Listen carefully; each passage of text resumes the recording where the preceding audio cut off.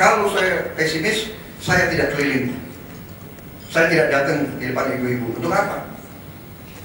Ya, untuk apa? Saya bisa. Tangan dulu dong ibu-ibu. Ibu-ibu juga mungkin ngapain dengar saya? Benar, mendingan ibu-ibu shopping di sebelah ini. Iya kan? Kita belak-belakan aja, kita adanya. Kenapa ibu-ibu di sini? Ibu-ibu kan mau dengar. Kemudian ibu-ibu mau, ya kan, mau mengkaji. Ibu-ibu mau. Nah, jadi saya tidak pesimis. Saya masih optimis. Saya percaya bahwa di ujungnya adalah yang benar akan menang. Amin. Jadi kadang-kadang ya saya juga ya goyah seperti ibu. Saya pikir apa sudah parah ya pelajar kita ya. Mungkin ini sudah stadium 4. Ya kan, maybe no use lah, ya kan. Kemudian tiba-tiba muncul beberapa anak muda ke saya beberapa tahun yang lalu. Pak, Bapak harus punya Facebook.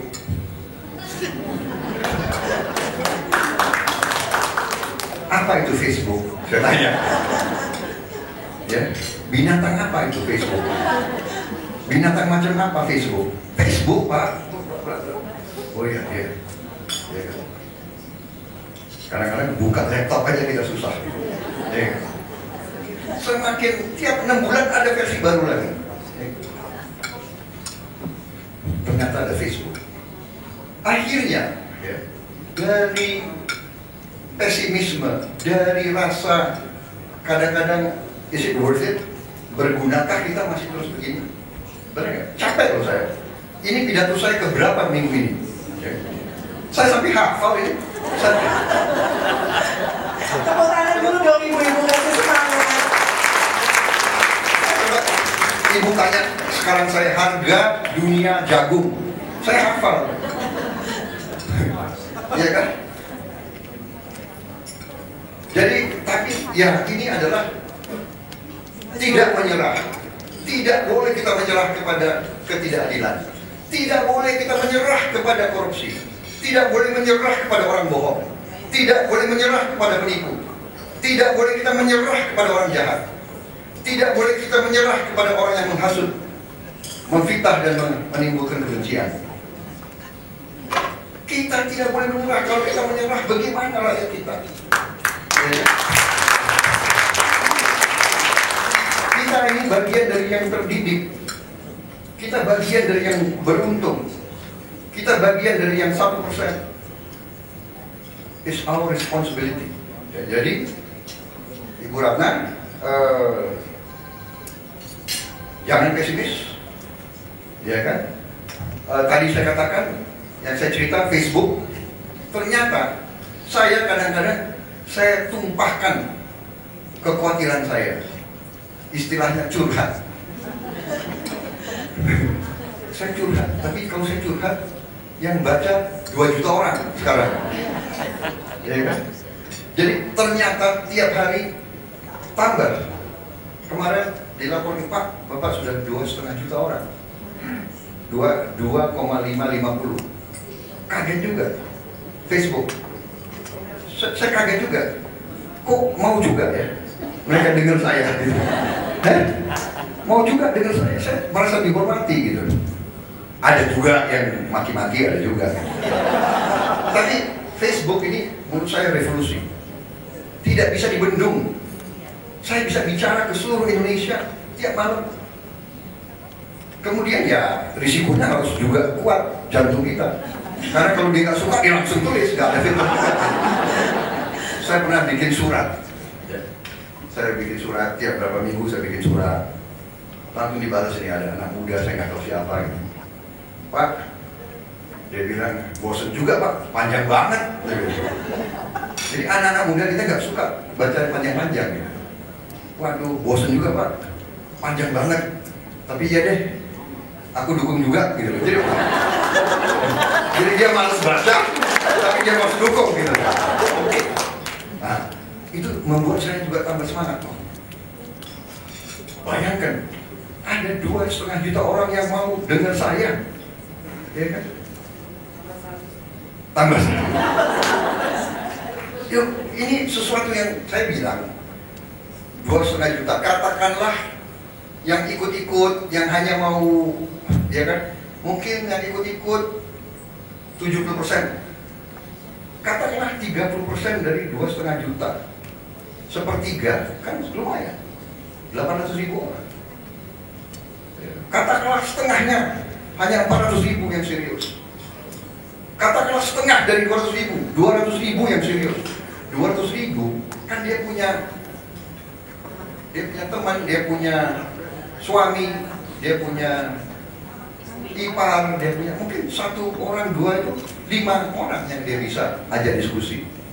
Berarti saya bisa reach out 200.000 kali 5, 1 juta orang tiap malam. Nah, kalau 1 juta orang ini juga meyakinkan, ya kan? 5 orang lagi sudah 5 juta. Dan itu nanti ripple. Jadi, Ibu Ratna, kita tidak perlu pesimis. Bayangkan kalau tadi 2,5 juta itu yang ikut Facebook saya, dia segagasan sama saya, seide sama saya, sama-sama ingin perubahan, sama-sama percaya bahwa kita bisa jadi negara yang benar, negara yang baik, negara yang tidak korupsi, negara yang bisa punya jalan yang bagus, negara yang punya kereta api yang bagus, negara yang punya sekolah-sekolah yang bagus, negara yang dokter-dokternya gajinya cukup, perawatnya gajinya cukup, guru-gurunya gajinya cukup, yang ibu-ibunya tidak perlu jadi pembantu di luar negeri, ya kan? Bayangkan masyarakat seperti itu. Sesudah Tiongkok, Brazil, India, Indonesia, kita adalah lokomotifnya akan datang. Kita adalah, kalau Tiongkok naga, ya kita harimau yang akan bangkit. Ya. Kita pernah dinamakan macan Asia, the Asian Tiger, ya kan? Ini tiger ini selama ini banyak tidurnya, sekarang kamu bangkit. Ya, jangan pesimis. Kalau ibu-ibu sudah pesimis, bagaimana bangsa kita? Ya kan? Saya kira yang menentukan nanti ibu-ibu. Yang menentukan ibu-ibu, tepuk tangan dulu. Ya kan?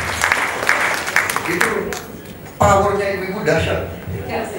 Saya masih ingat ibu saya waktu masih hidup. Menjelang pemilu panggil, "Bo, harus milih ini kan?" Aku jenderal diperintah, jenderal tetap aja anak dibawa di hadapan ibu. Ya, harus milih. Ya Bu. Jadi, how to influence, bagaimana mempengaruhi ke arah kebaikan. Kalau kita menyerah, kalau kita pesimis, mereka menang. Ya, jadi kita harus berani, dan saya berdasarkan fakta, saya kira feasible kok. Kita mampu, bukan tidak mampu. Kita bukan Rwanda, kita bukan Somalia. We have the resources. Negara kita kaya, apa saja kita, ya kan? Hanya kita kadang-kadang ya itu yang nggak masuk akal ya. Nah, ini harus kita rubah.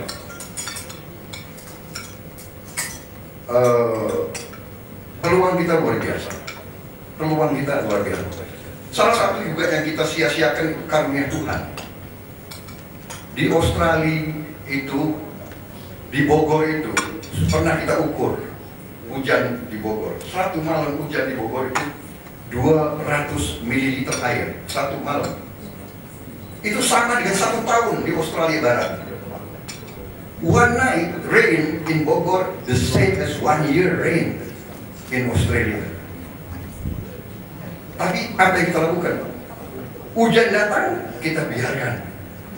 Tidak ada reservoir, tidak ada waduk, tidak ada irigasi. Akhirnya karunia Tuhan berlimpah-limpah menjadi banjir di Jakarta. Rakyat kita susah air bersih, Tuhan memberi air tiap hari kepada kita. Ini masalah manajemen, ini masalah leadership, ya. Dan ini tergantung pada kita sendiri. Ini tergantung pada kita. Sebetulnya tiap rumah kita harus kita bikin tempat-tempat penampungan untuk air. Jangan biarkan air terbuang. Ada teknologinya. Jadi Bu Ratna, jangan pesimis, optimis. Itu soal periode. Ini bukan masalah individu, jangan salah. Kalau nanti siapapun yang dapat mandat, seandainya saya dapat mandat, tugas pertama saya apa? Tugas pertama saya adalah mencari putra-putri terbaik dari seluruh Indonesia. Saya juga selalu wanti-wanti, jangan mengira saya ini Superman atau saya ini sesuatu. No, saya hanya satu orang.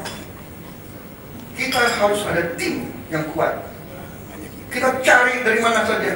Yang terpenting dia mampu, dia baik. Jangan kita tanya sukunya apa, agamanya apa, rasnya apa. Dia baik, dia kerja. Itu saya itu. Saya karena saya selalu berpikir praktis. Saya berpikir praktis. Kebetulan saya ini terus terang aja waktu sekolah nggak terlalu pintar saya. Ya kan? Kena marah terus saya. Jadi saya akhirnya dalam pelaksanaan saya selalu berpikir praktis, how to get things done. Ya kan? Kadang-kadang I don't know how, but it gets done. Gitu. Jadi saya percaya kita harus cari orang-orang terbaik. Ibarat pilot, kita tidak mau pilot kita ini goblok. Iya kan? Captain, turun bawa saya ke Gorontalo. Siapa? Udah mendarat belum? Oh, salah Pak, kita di Kupang. Ini cilaka kita. Iya kan? Atau ini kok pesawatnya kok kita datang, pilotnya lagi mabok di depan. Wah, ini mengerikan. No, jangan. Pilot harus yang terbaik. Karena nasib kita di tangan dia gitu. Jadi ibu-ibu, ya, bapak-bapak, saya kadang-kadang agak memanjakan saya punya pengemudi. Kenapa?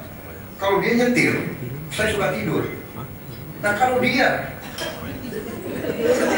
nyetir, Ada tidur juga. ya kan? Dia kelaparan, dia belum makan, ngantuk, wah bahaya saya. Jadi kalau saya makan di restoran, supir ikut makan juga ada. Kamu sudah makan? Sudah. Udah kenyang?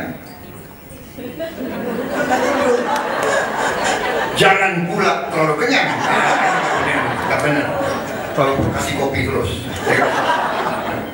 Jadi it must get done. Kita harus cari jalan yang praktis. We need the best and the brightest.